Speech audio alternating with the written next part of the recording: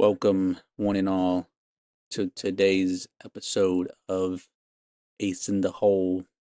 Trying out through Streamlabs, so I'm sorry if it sounds a little different or looks different. I'm hoping this setup a little nicer. But yeah, we got a lot of fun stuff to go over. Might make it a short one, might make it a long one. I don't know. I want to play Baldur's Gate. Yup. I want to play Baldur's Gate. I'm gonna play balls in her gate. I mean, what? I don't know if that's good.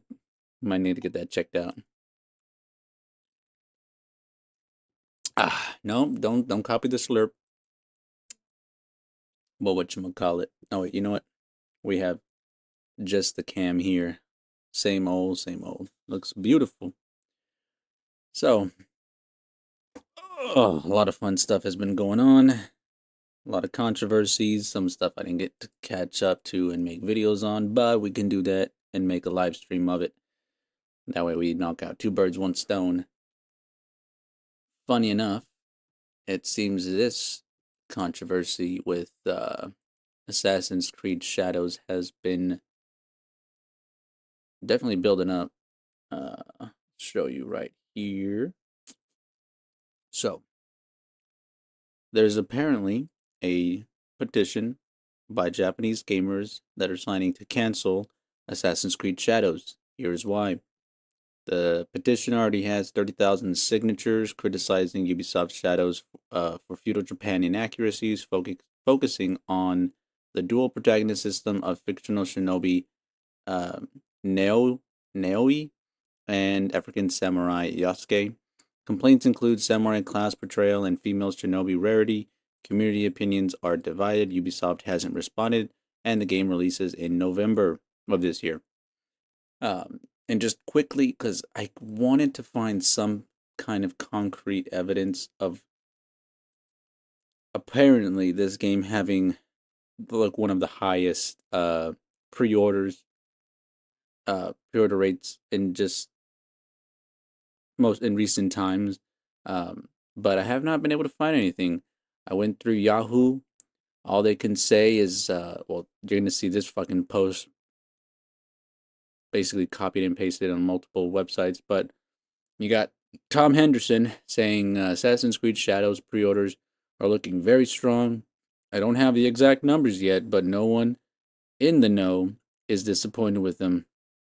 Again, if the numbers were as good as they claimed, where are they?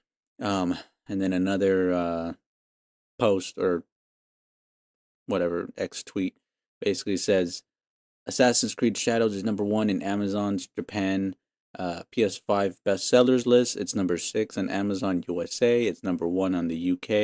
It's number 1 on Germany, and it's number 2 in France. All of those Amazon. But it seems none of them are actually able to give me any definitive numbers, which usually if they're hiding the numbers, it's because it's shit. What's so hard about just giving the data and allowing people to see it for what it is? Oh, maybe because you can spin the story in your favor when you don't release the numbers, when you don't have the data to, prove otherwise. That it maybe it's not as hot as Assassin's Creed Origins or Assassin's Creed Odyssey and stuff like that. We don't have any of that. They have here, as seen in the case of Hogwarts, none of this is even remotely surprising for several reasons. For starters, most people buy games irrespective of social media meltdowns and aren't terminally online trying to, bring up the whole Hogwarts Legacy thing. But I feel like that's a really shit example because, well, for one, it's Harry Potter. That IP is beloved worldwide, and everybody has always and been wanting to be able to play as a fucking wizard student going to Hogwarts, learning and being whatever kind of student. You could be Hufflepuff, you could be Gryffindor, you could be what were the bad guys called again? Slytherin. No, well, a Death Eater. Basically following the footsteps of Death Eaters and shit like that. And you know, play out your fantasy. No, I just know that that's something that was implemented in the game. But yeah, I saw people being able to play as Death Eaters, or at least the outfit, like the whole robe and stuff like that. You could be as evil as you want, or you can be, a saint, and that is not equal to what Assassin's Creed is. Um, Assassin's Creed is a very niche genre of gameplay. Supposed to be you going back in time, reliving your ancestors' lives, learning from what they knew about secrets. Well, I'm saying that's what it's supposed to be. Well, even in Origins, you do go back in time and you go into like a kind of mobile animus. Remember? You don't remember that? No. Yeah, there's a chick. That's what I'm saying. But it's a chick that basically goes, and she's the one that's sitting in the like mobile animus. I remember that. Like yeah, they make it less apparent in future games that that's what's going on, but that is how they've. That's how this game has been. The series has continued, but it's continued. Secondly, Japan has been one of the most requested settings for Assassin's Creed games, and fans are finally getting what they want. Again, um, they don't point out any actual data to confirm this. Another one from Spiel Times. Assassin's Creed Shadows tops Amazon Japan's PS5 bestsellers list. And again, doesn't actually give any numbers on it other than the pricing, which again is really fucking ridiculous. The deluxe special edition, whatever, that's branded at $130, not tax included. Like, yeah, you get to play the game 3 days earlier, and here's some content that should have been in the game, but we decided to not actually put that in the game. We'll withhold that for uh, for DLC special edition versions. Again, when back in the day, you used to be able to have a game complete when you bought it. You didn't have to worry about, oh, are they going to skimp out on some of the content for DLC? Get a little bit extra bucks, $15 here, $10 here, $20 in some instances. Like eh, the I think when they started doing that, especially in the 360 era, a lot of what you got from the DLCs were quality content. For instance, with Red Dead Redemption, the Zombies DLC, basically, yeah, they put in a whole bunch of effort to basically make the Wild West a zombie apocalypse in a way, and the story, and then also GTA 4, where you had Lost and the Damned, Ballad of Gay Tony, these full stories that would at least invest you maybe 9 hours, 10 hours, not just here's an hour and a half of gameplay, or maybe 30 minutes if you if you're really speed running through that shit. Like no, now like back then you used to get quality content that would last you a good minute. Um, it just seems like we've lost that, and they're just penny pinching and taking away from the fans and the gamers, and then trying to resell that to them to make more money. It's like, well, seems a bit what you call it, intrusive and how they go about it. But again, and this list right here doesn't show anything about how many pre-sales they have. Doesn't show anything for what the numbers are other than how much it's costing. And even this one is going off of Tom Henderson, this fucking guy that we already saw, tweet saying, "Oh, the pre-orders are looking strong. No numbers exactly, but that's what I'm hearing." I'm like, okay, one person that keeps getting fucking reposted on everything. Look, here he is again. Assassin's Creed Shadows apparently selling well despite the hate.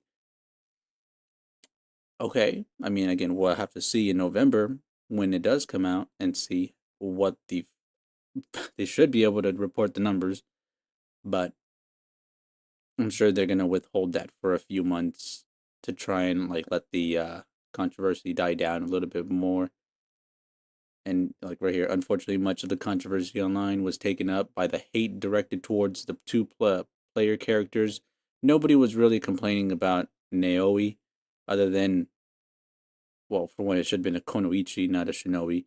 And why is she allowed to be a random made up character, but Yasuke has to be a historical figure that you're basing your story off of, when all other Assassin's Creed games, you were never playing as a historical figure. You were never playing as someone who actually lived in those times. You may have encountered some people that existed in that time frame. For instance, fucking Leonardo da Vinci and I believe some other fucking characters from, oh, it's the Pope, not the Pope. I know that you definitely saw some other fucking people from that time frame, but they were never playable. You just had them help you out, or you interacted with them, gave you some useful information, and then sent you on your way.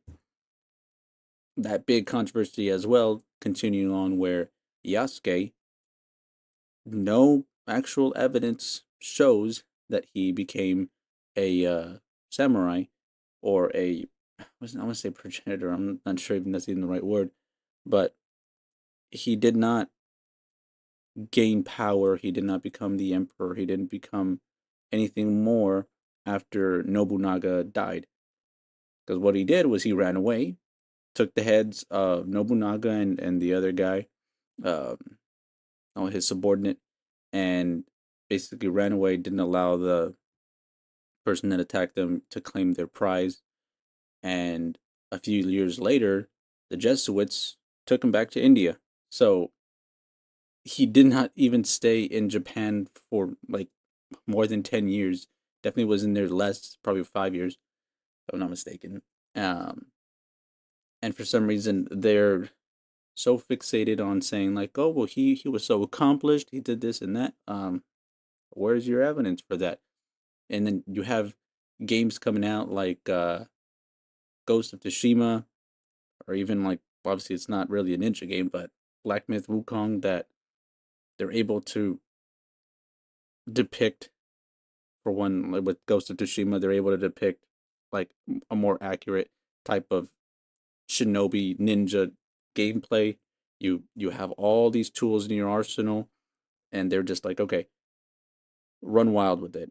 You have to be pretty accurate with it. You can't really have that many fuck ups, or else you die pretty easily. Where in most times with Assassin's Creed games, unless you're playing on like the most hard difficulty, um, you can get hit multiple times and just, shrug it off, because it's not that kind of game. But now in this one, they're trying to portray it as, guess what? You finally get to fulfill your dream of being a ninja in feudal Japan, or a samurai. When you have games that do it better, and that's what people have been bringing up ever since Ghost of Tsushima came out, and this game being announced. Um, it's just not even a fair comparison. And like I've said, they keep saying that it's doing really well in pre-orders, but haven't given us any actual numbers for what it is. Is it, what is it, 500 million units sold? Is it a million units sold? Is it 250 million units sold? Like, give us some kind of concrete evidence that what you're saying is true. Otherwise, you're just manipulating, what everybody's seeing,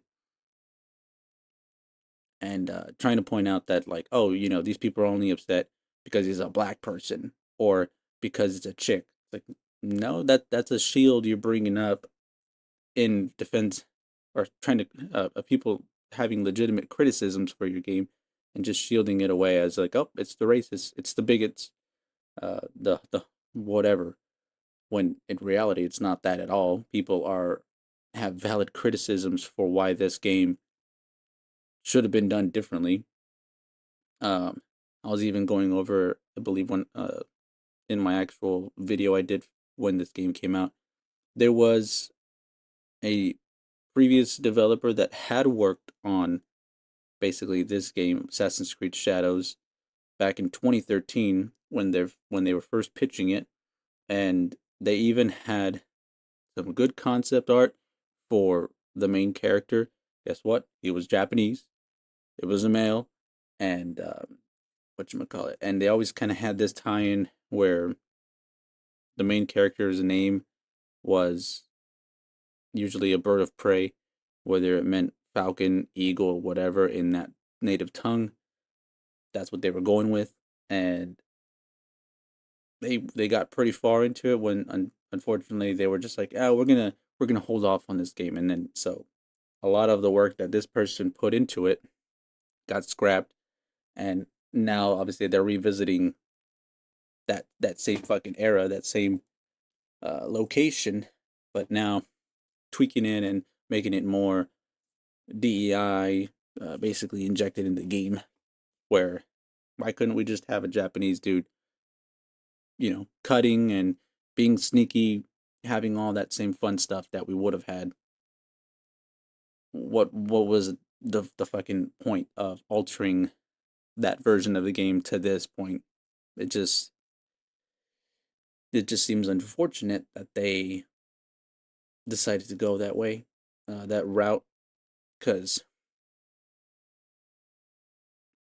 yeah, there was a lot of people. I would say also are some of these big companies are running out of ideas, and some of the people that are in charge are just trying to find a quick buck or keep themselves afloat when they're also pushing out talented people that know what they're doing, have a great idea for this, but if it doesn't fall in line with what the big company, the people on top want to do, then they'll just shun those people. They'll kick them out. They'll say, nah, whatever.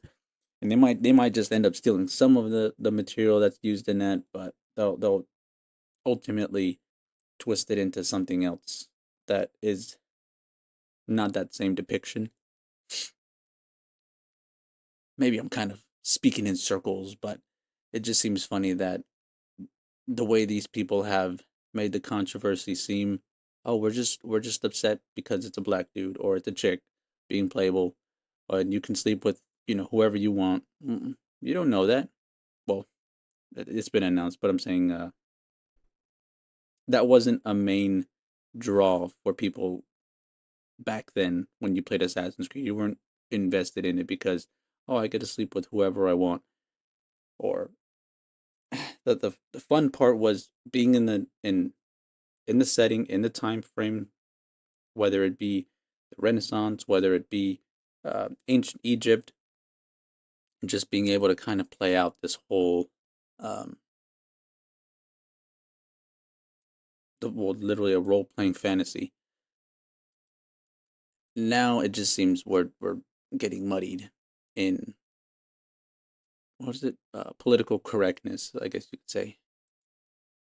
But yeah, this they haven't shown any proof, and we need more evidence if we're going to believe that it has some super high numbers. At this point, there's no evidence for that other than this one person here saying that it's doing really well, and then also, what you call it, this other post basically saying that it's number one in Japan, number six in the U.S., number one in UK, Germany, and then number two in France.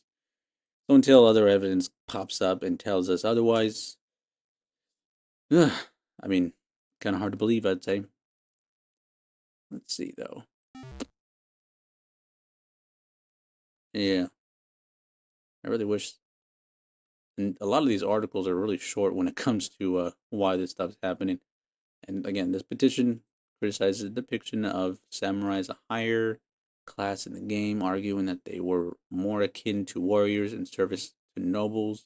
The inclusion of a fictional female shinobi clashes with some players' perception, well, yeah, perception of the role's rarity in that historical period. The petition also calls for Ubisoft to demonstrate greater respect for Japanese history in their portrayal of this setting. Says while the petition also has gained traction, there are some gamers support the petition advocating for historical accuracy in the games. Others defend Ubisoft's creative license, arguing that artistic liberties are acceptable for a fictional narrative. Again, if you're gonna go on that defense, well, then it should have just been a made up character, not someone that actually existed. And I'm not even saying you couldn't have had Yasuke in the game. He could have been in the game, but just been a fucking side character, not the main protagonist. And people would have been fine if he was just in there as like a fucking Easter egg or a side quest that you get to do with him. I don't think anybody would have issue at that point. But the way that they're portraying it, and he's supposed to be sneaky and all this other shit in a time frame where he would very much stand out. Most Japanese people are 5'5" and lower, so someone who's definitely standing at 6'1" is going to stand out significantly among the populace. But that we'll whatchamacallit, we'll have artistic liberties there, but not in the actual gameplay or story. Now let me put some fucking music on. It's fucking quiet. Bam.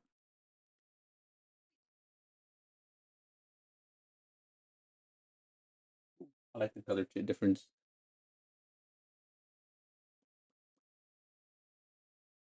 Let me see. Let me see.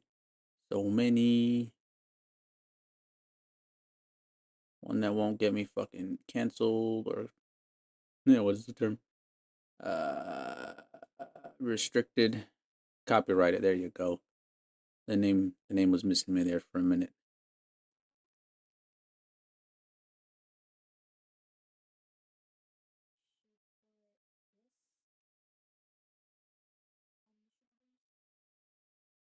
No, I'd say make one different so that way there's yeah. Yeah. Oh, what did I push? Uh, what's a good one? Sunny Beach.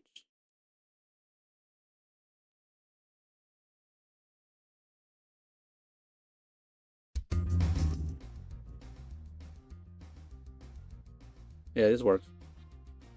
You can loop this one. Oh wait, we got a little bit of background music. Probably lower it a little bit more. There.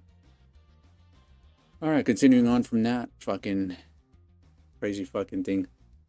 Next thing on topic, I'll go over episode 6. Yeah, it was episode 6 of The Acolyte. Just before I cover this portion, but the episode 6 of The Acolyte basically has us, at least from what I've seen, people on Facebook basically point out, is it's setting the chess pieces in position for the finale. Kind of weird that we get a filler episode again when you literally had that 2 episodes ago, with the whole fucking forest and Kilnock and all that, but now we're doing that same exact thing with Asha and Kamir and Sol and May, where Sol, for the life of him, can't fucking tell anybody what the actual bad thing he did in his past. Keeps fucking leaving us on a cliffhanger multiple times in this episode, telling May, but he thinks it's Asha, you know, I did some bad things in my past, and I'll explain what they are. And then continues to not say anything. And then when it comes to reporting to the council about, oh yeah, my whole team was wiped out. Also, I'm not going to mention that there was a Sith Lord or a dark side user that used the Force, had a red lightsaber. None of that. We're not going to say anything. We're just, yep, my whole team was wiped, and we need backup. Okay. But then why did you run away at the fucking end of the episode when Vanestra shows up, basically, the green chick? And also, for some reason, his ship conveniently malfunctions twice. Once when, and again, they arrived just fine. It's not like, it didn't seem like anybody tampered with the ship. And if it did, then maybe they should have shown that it got tampered. This thing was fucking stopping. Now it keeps playing. they obviously, like in other movies and shows, right? You might see someone fuck up or mess with the wiring previously before they got on the ship or something like that. So that way we can see that, oh, this is why it's messing up, right? We don't get any of that. It's just he's giving his message to the council, and then it cuts out. The transponder fucks up, and so he goes to turn it off and on again, right? And then just before before he goes and does that, you got May approaching him with a fucking dagger as if she's gonna stab him.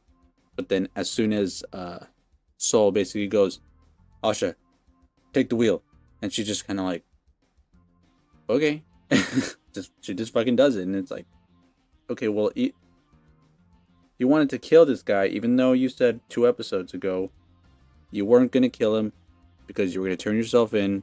You know everything changed now that your sister's alive. But then in the following in episode 5, she tries to kill Jackie, and then also tries to kill Soul. So it's just like, what is this fucking what is the story trying to tell us? One moment she's apologizing and just trying to make amends, while in other episodes she's very clear being vindictive and hateful towards her sister and the Jedi and other stuff like that. So it's like, none of this fucking makes any sense. And same thing with Asha. Apparently she left the Jedi Order because she failed at a task. She failed apparently on a mission or something like that, or a test, I should say. And because of that, that's why she was kicked out. Even though her herself was saying, no, I left on my own accords. And then you got Kamir basically trying to guilt trip her, seducing her to the dark side, saying things like, oh, well, I killed Yord because, he falsely accused you of a crime you didn't commit. And then Jackie would never actually love you because she's a Jedi, and they're not supposed to have those feelings. So that love that you had for her would have just been wasted. Like, so many fucking things in this goddamn episode, and just series in general leaves a lot to be desired when these people are making such idiotic decisions. Their dialogue doesn't actually reflect how they feel, and their actions keep betraying what they've said previously. And in some instances, it just looks like they've given up, all as if they're brainwashed, I guess you could say. And they do point that out multiple times in this episode. Oh, you were brainwashed, or May was brainwashed, Asha was brainwashed, one by the Jedi, one by Kamir. It fucking doesn't make sense. And then when you have things going about, like with Kamir being shirtless, going out of the water, and being, if you're not gonna get in the water, can I put my clothes back on? And then as he gets out, you just got fucking Asha pointing the fucking lightsaber at him like a damn blaster for whatever reason. And she's over here looking at his fucking penis and shit. It's just like, what is this? Like, yeah, I get we had seen, at least, for instance, we did have a shirtless scene in the prequels with Anakin and Padme, but it wasn't anything, I guess you could say, too scandalous. He's shirtless, he's ripped or whatever, but he's still got pants on or whatever, shorts. And again, it's not like they're doing anything crazy. He's literally just asleep, having nightmares of what's to come, basically. But then you got things like this where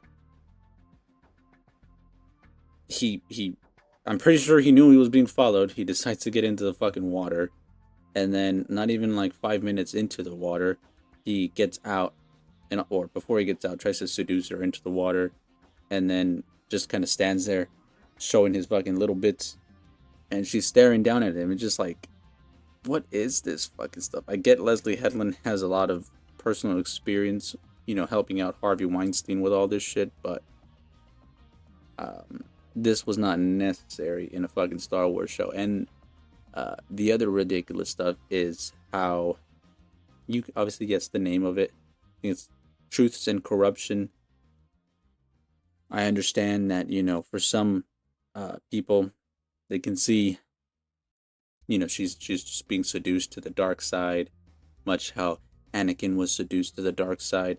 But she has multiple, she even says herself, I'm not so easily corruptible. Okay, then why didn't you go fucking try and swim to the goddamn ship, and you could have left a long time ago? He even said, yeah, if you leave right now, you could possibly make it by the time the sun goes down. And when you look at the distance, it's no more than possibly a football field's length. And it's a small island. I guess you could say archipelagos or whatever, but there's even like a little bit of rock formation that does branch out from that island where the ship is. She does have easy access to this. She just chooses not to and takes the fucking lazy way out. Oh, he's got food. I guess I'll stay and I'll try and talk him.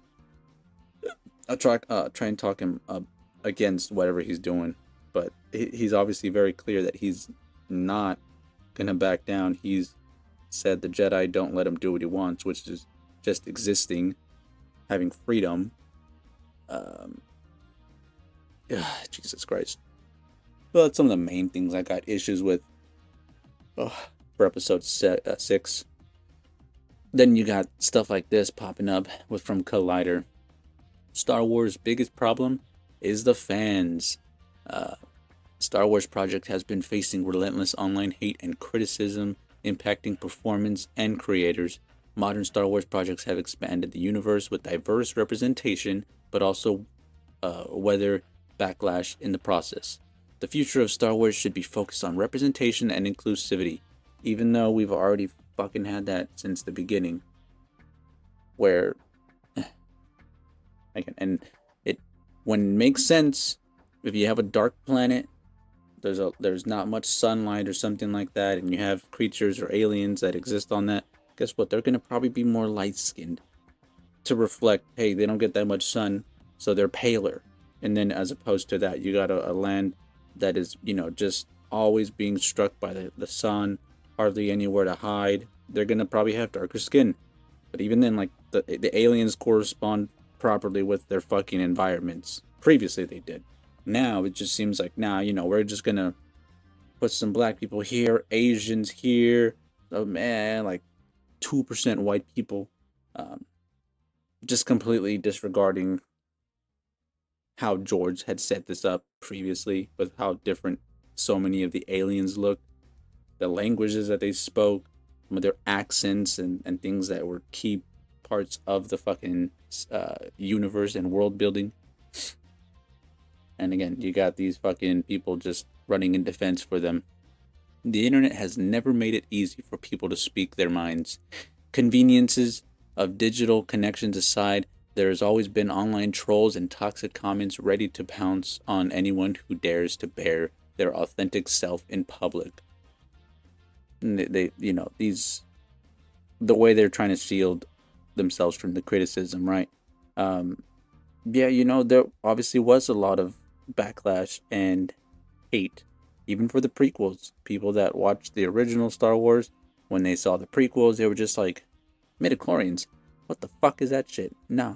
But some people just liked the mystery of the Force. It wasn't defined on what it is. It was just this mysterious entity, this force in the universe that allows some people tremendous power, right? Telekinesis, basically. Being able to read people's minds, move things around. It had its wide applications. Whereas opposed to now, and especially with the Disney Star Wars version, you got them redefining stuff like the thread as the Force, and they use it improperly. They never actually knew how to use the Force, and then just dumb stuff like that. And yes, we've had witches and other branches of segmented factions in the Star Wars universe before. Some of them are, what are they called? I want to say the Lost Jedi. Might be missing the fucking phrase on that one, but Jedi that no longer followed the council or what the main Jedi Temple and everybody else was going about. Like these factions exist, and also not just because someone has a red lightsaber automatically makes them a Sith Lord. There's there's prerequisites that need to be filled, or anybody that's just evil doesn't automatically make them a Sith officiant or associate, I should say. It's just the world building in this has definitely dramatically fucking gone down, and the believability makes it harder. Yeah, just especially when it comes to them saying, hey, our way is the right way. If you're review bombing it, you're a troll, you're a bigot, misogynist, right? But then if you're praising it, you're an actual fan. Good job. Even if the project is shit, you're a fan, right? And it's crazy when you look back at the other series on how they were doing. Mandalorian season 1 and 2, they had very high review numbers, sitting at I think about 80 and 90. Meanwhile, season 3 dropped all the way down to like 55, 56%. Why? Because it completely veered off from what made it a good show. It was supposed to just be every episode, here's a random little thing on a random planet, we've got some random tasks we got to take care of, and we're gonna Grogu doing silly Grogu things. It wasn't anything that deep. But then once it got to the season 3 of all that stuff, then it became less about the Mandalorian and more so about, hey, I'm gonna transfer my leadership onto the 2 other fucking chicks, the other 2 chick Mandalorians, basically, and it got away from why people loved the first 2 seasons. Same thing with Andor, even Rogue One and stuff like that. People loved those, and they had diverse casts. Those didn't get review bombed. And obviously, if you want to pull from things like from Marvel, Black Panther didn't get review bombed. It did well. How come all of a sudden when there's a project that doesn't fit their narrative, they don't point those things out at all? Same thing with Blade. Came out in the 90s. And maybe it's a little bit far back to go, but people didn't fucking review bomb that. People weren't saying, oh, I'm not going to watch it. Guess what? That saved Marvel. These people have just fucking trying to make any and all excuses for Kathleen Kennedy and Leslie Headland and Lucasfilm in general. Indiana Jones did garbage. Why? Because many saw the disrespect, the betrayal that they did to to Indiana Jones, and where we could have left it off on Kingdom of the Crystal Skull, people would have been fine with that. Yeah, it was a little bit janky and also felt a bit unnecessary, especially having Harrison Ford at such an old age doing all these crazy stunts. Okay, fine. But at least by the end of it, he got his good ending, right? He had his son, he had his wife. They were good, right? They fixed up their fucking relationship. Then in the Dial of Destiny, what do?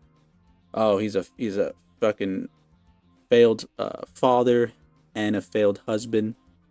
His son dies in Vietnam, and now he's just a mess.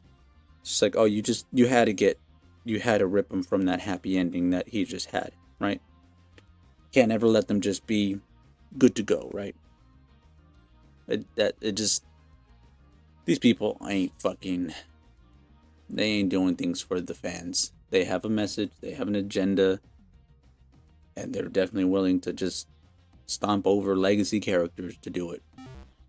Another thing here, we got fucking a Rey and Kylo Ren moment in The Last Jedi inspired The Acolyte. This is where I'm just kind of like, oh god. You got the Reylo fans that definitely were going fucking crazy for this shit back in the day. And their example is basically saying, oh, in The Last Jedi, you had Rey and Kylo basically after they killed Snoke, and Kylo is trying to sway Rey, you know, saying like, look, see, we could do this together. We can make a whole brand new faction, basically. Forget the Empire or the new. I already forgot what the fuck it was. Last Order. God damn, I can't even remember. But obviously, their evil team version. Forget the Jedi, all that stuff. Right? We're gonna make our own faction. When probably again, Rian Johnson really was subverting expectations in that. But that's where these people are pulling from. Episode 6 definitely has a lot of fucking issues, and I don't think this was one of them that they should have continued with. The whole thing of a dynamic between them, as well as the persistent use of Kylo Ren's score. The soundtrack for fucking Kylo Ren did pop up in episode 5 a little bit with Smilo Ren killing a bunch of the Jedi and shit. According to a new interview with showrunner Leslie Headland, there was a link between the characters. Speaking to Collider, she explained with Kylo and Rey, there was really just one moment that was sort of the seed that planted the tree of relationship. It was when Adam Driver delivered the lines and says, "Join me," and they can cut, and then they cut to her and it says, "Please," in this incredibly vulnerable, most heartbreaking way, where you understand how lonely and lost this guy is because he murdered his dad. And also, he didn't have to fucking kill Han Solo. Might forget the part where Han Solo didn't even have to go out of his way to get killed. And a lot of people would have been happy if we could have at least had one final scene, or at least a scene where you got Luke, Leia, and Han all together. Would have been fucking awesome. Instead, nope, Han died in the first fucking movie, so definitely can't have that. And then, obviously, the unfortunate passing of, oh my god, what's her name? Ah, man. Having fucking brain farts. Carrie Fisher, there you go. You had Carrie Fisher unfortunately pass away just before The Last Jedi came out, and so that meant we're definitely not gonna get another scene with Leia and Luke. And then also Luke died in the second one. And then obviously Carrie Fisher being unfortunately having passed away, yeah, she didn't have much to really be able to do in the third one. So it's just like, y'all fucking squandered a perfectly good fucking moment we could have had. And apparently also they were inspired by Crouching Tiger, Hidden Dragon, or a forbidden love that they should not have. And I don't know, just it seems like they're pulling from everything other than their own creative visions. I get you want to have something be inspired by something to help you be able to write maybe starting attributes for a character or location or something like that. But when all you're doing is ripping on pre-existing stuff and saying like, oh, you know, like for instance, Ring of Power, oh, you know, we were inspired by Breaking Bad to do this. And just like, those genres are completely fucking different. Lord of the Rings and Breaking Bad, I don't see anything in common with that. But that's what these fucking Hollywood people think. For instance, in this, The Acolyte, it's supposed to be Frozen meets Kill Bill meets Fight Club and just any other fucking popular movie you can think of from the 90s and early 2000s. We're just gonna wrangle that and be like, yep, this is what we are. This is the kind of fucking show we are. They're just crazy in how they've been delivering this fucking content. Whatchamacallit, a little bit more stuff here. The Acolyte Leslie goes deep into Asha and the Smilo Ren. Fans of the Acolyte. Sorry for all the fucking yawning. Jesus Christ.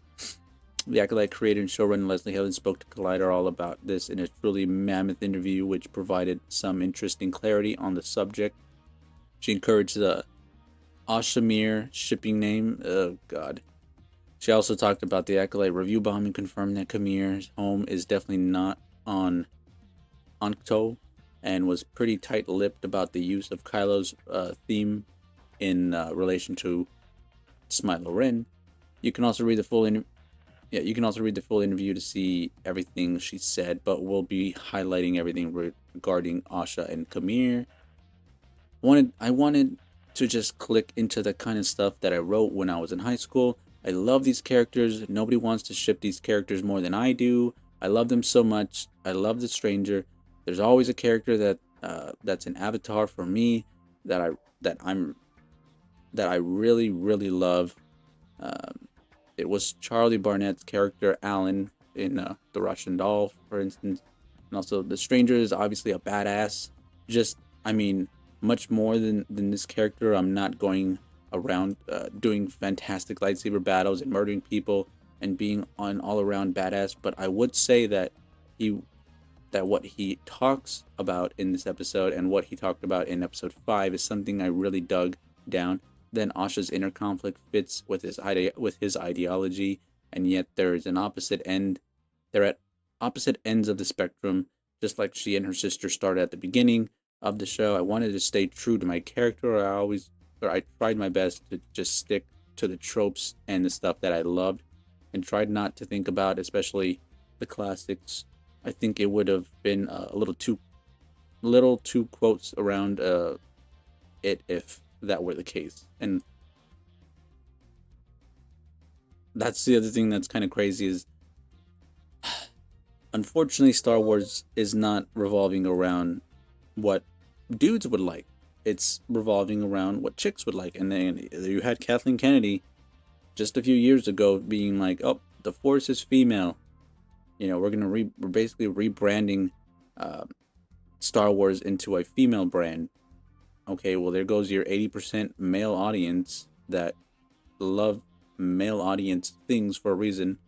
For instance, gear porn and stuff like that, where you have, all the technical stuff you see like in Iron Man, being built, or even in Transformers when they're just in the first ones, I should say, where you have them transforming and they're having all these zoom ins and whatever onto the Transformers, changing from vehicle to humanoid robots, basically. People love that shit. They love to see how the intricacies, the mechanics, and all that stuff works. They don't like just saying, "Oh, here's nanobots, done." Like, where's the fun in that? And even then with Kamir, it doesn't make sense that he's using a fucking little lightsaber torch thingy on Cortosis. Cortosis already is brittle, but if it reflects lightsaber beams, how the fuck would he be able to solder his own stuff and fix it or weld it back together? That don't make fucking sense. So you already have some inconsistencies there. Also, have learned recently that Asha and May is actually a soap brand from Canada, Asha May, which is kind of funny. It's just like, okay, well, I wouldn't. And then people pointing out that Venestra basically sounds like some kind of vaginal cream you would put on. Like, yes, quite a bit of these names just don't feel like Star Wars names. They're obviously, you have Asha and May, already a fucking soap brand, but it's just the lack of creativeness, I would say, in these boggles my mind. The last thing I'll go over be a short and sweet one. From That Park Place, Gina Carano eviscerates the Walt Disney Company as Mark Ruffalo compares America to Nazi Germany. And again, someone that very talented, was on Lucasfilm's payroll, and just because she spoke her mind and was not on the same side, or just didn't agree politically, she was fired for what she said.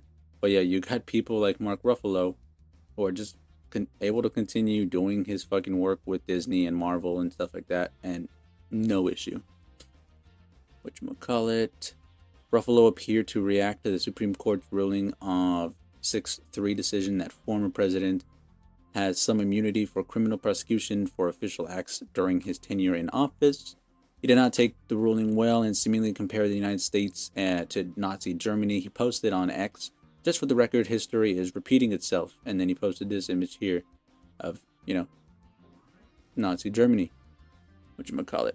Carano responded to Ruffalo, writing on X, double standards on full display. It's a constant and obvious elephant in the room with Hollywood.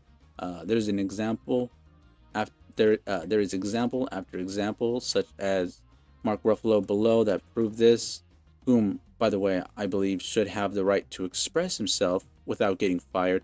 Although I cringe at most of all his political posts. He is an actor, but he is a human being passionately engaging in something that he feels strongly about. It must be a nice feeling to express yourself so freely. She added, not everyone in this country has that privilege without having everything that they love taken away from them. Do we wonder why he has that privilege and I did not? The answers are in my case. Carano continued, I know people would prefer basketball players to just dribble or actors just act, but when you're in a world where lives are being destroyed and lost all around you, how does any human being become forced to stay silent when death by injustice surrounds them? Disney and LucasFilm maliciously twisted the narrative of a meme I posted, which was encouraging neighbors not to demonize their neighbors, or history could repeat itself. They twisted that meme into saying that I was denigrating people off of their culture and religious beliefs. It was suggested that I was comparing Republicans to the Jewish people in the Holocaust, something that I had never said or posted, she asserted. Carano then declared, I called no one a Nazi. I did not deny the Holocaust. Read the last sentence again. I never did this, yet I was smeared as an anti-Semite. That doesn't seem to happen to a certain group of people that choose to use these comparisons as well. Why is that? The rules for thee and not for me group. So what are these rules exactly? This lie was fed to you by the corrupt media based off a statement from Disney Lucasfilm, who has since doubled down on their slander towards me. Their narrative took on a life of its own, while my own life and career was tossed aside, she wrote. The media repeated and repeated this lie until it became an untruthful fact that many who aren't the best at doing their own research, who instead listen to fake news and what we've seen journalism disagree into, spare a few brilliant journalists, Carano noted. Next, she stated, a demoralized society becomes hungry for propaganda, willing to give up their rights and the rights of others. It causes division and drives society into a mob mentality, picking on a group of people, turning neighbors against neighbors. It is one of the largest reasons the gates were opened for the Nazis to come into power in the first place. This way of doing things cannot be what we base condemning and destroying people's livelihoods off and careers off of. The media manipulates the masses so easily based off of their affiliations with large corporations and powerful people who signal and encourage them to destroy, she noted. And lastly, from there, Carano provided an update on her lawsuit against the Walt Disney Company. Where my case stands as of now, we are patiently waiting with respect to the judge's ruling on whether she will grant or deny Disney Lucasfilm to dismiss the case that I have brought against them. My hope is that my case brings balance back to a very broken industry. She shared, my case is not just for people who think exactly like me, but for everyone who will be and has been placed in this position. Let's restore the balance, something that I believe the majority of the industry desires, just as I believe the majority of our beautiful country desires as well. Again, just a very good response to the whole debacle that she's had to deal with. And then, you could see this even play out, not politically, but like with Johnny Depp. When Amber Heard came out with those allegations, so many people were quick to just cancel Johnny Depp. Now, yes, there were quite a bit as well that spoke out against it and were like, no, what the fuck are you talking about? But then once that court case happened, we saw what was going on TV and on the internet and stuff like that, saw how crazy Amber Heard was, on how much she lied, and the media had just eaten up all those lies, spat it back out, and been like, "Oh, this guy is evil. This guy just fucking raped her and just alcoholic and all this other crazy shit like that." And I'm just like, that's not what happened. Like, what the fuck? How easily the media will twist and go against certain people that they deem unworthy. But yeah, that's where we're at for today and this episode of Ace in the Hole. I know, fucking late for me. But hopefully y'all enjoyed it. Tried it differently here with the whatchamacallit, Streamlabs. Hopefully it's a little bit more neat, especially with the little whatchamacallit, these things. Yeah, I love all that little fun themings that we got there, instead of OBS being a little plain. But that's gonna be the end of this episode. Let me know down what y'all enjoyed or anything you might have picked up on that I missed. Feedback is always welcomed. And with that being said, Ace Shinigami signing out. Everybody else have a good night, good